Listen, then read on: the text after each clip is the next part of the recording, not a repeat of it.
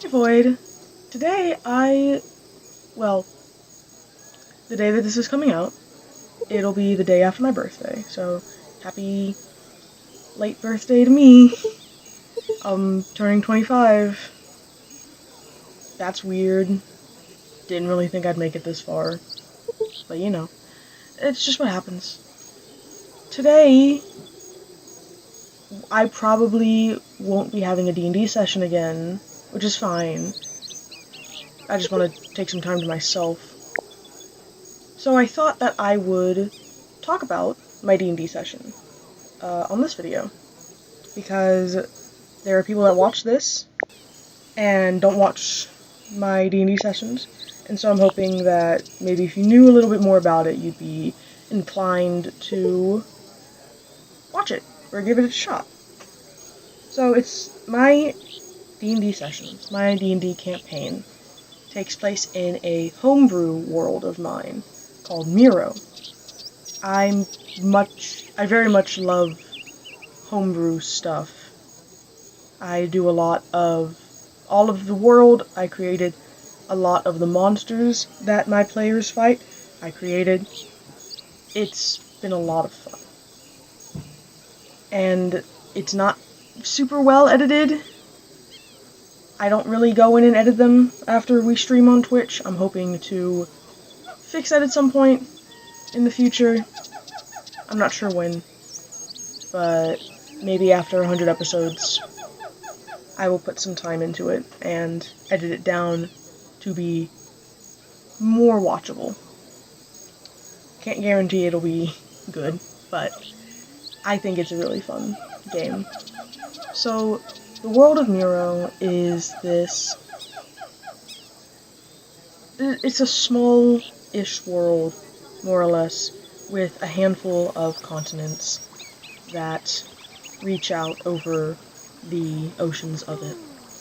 The main continent is Glenfill, which is where the characters start, in a town called Retcher, which is an anomalous town that people wander into it, and by the time they leave, most are never able to find the town again. It moves, in a sense, but that's mostly because of the witch that lives nearby. The next continent over, sharing a border with Glenfill, is Sione, a continent that is covered in a constant snowstorm because of a dead but angered god.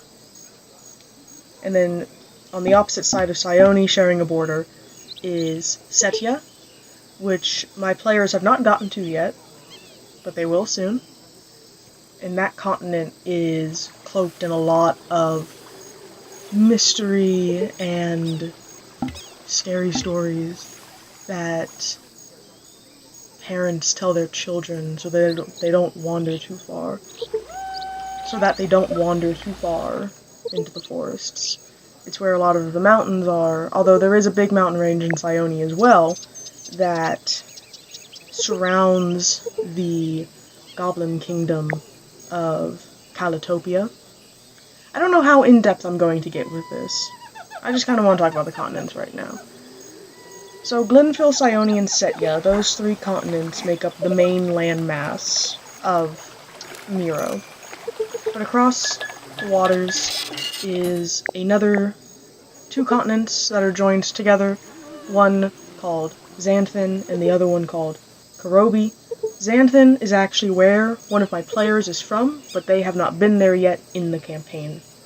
And Karobi is the continent to the south of Xanthin, and they are separated by a mountain range as well.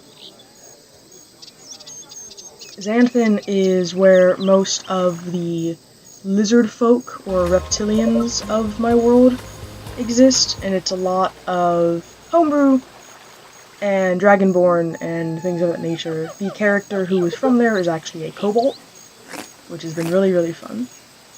And then Karobi, they have not been there yet. That is the land of Mechamore, which is a robot society, or a mechanoid society, that is going to be really fun when the characters get there. And then to the very south of Glenfield, across the ocean, is a kind of archipelago of islands referred to as Styxer, which is where a group of creatures called Linalans reside. Linalans are a homebrew species of mine, one of many. They are like pig folk, and in this world of Miro, there are gods, of course. The main gods are separated in pantheons of the primordials and the primevals. The primordials are the Radiance, the Vast, the Soaring, and the Tellurian. Now, of course, they have different names, depending on where you go. Everyone worships them differently. The basic idea is that they are representations of the elements. So the Radiance is fire, the Vast is water, the Soaring is air, and the Tellurian is earth. The Radiance is worshipped by my Cobalt character, and the Tellurian is worshipped by my other two characters, one of which is a human, the other which is an orc. The Primevals, they have a slightly different naming scheme. The Primevals are called Zito, Ambrew, Data, and Svelda. I'll go into it a little bit because I quite like them. The Radiance is the personification of fire, of warmth, the hearth, sun in some instances. There are minor gods that reside within the sort of culmination that is the Radiance. Of those minor gods is Sholthik, who is worshipped through a purification of fire. There is Dorn, who is the god of duty and loyalty and obedience. There is Fyreid, who is the god of dragons, lizards, and reptilians. There is Tiast, the god of beauty, love, and passion. And there is Charlemagne, who is actually a demigod that the party has already met. The Vast is the personification of water, of the cold, the oceans, and isolation. The minor gods that reside under the Vast are Reka, who is the goddess of formlessness and change. There is Tanesh, who is the god of memories and thoughts. There is Diatrim, who is also kind of a demigod, has not been met by the party yet, face to face, but they have witnessed what he can do. And there is Getchi, who is the avatar of the first moon. Now, that being said, on Miro, if you look up into the night sky, on certain nights, there are 3 moons, and that is important for storytelling.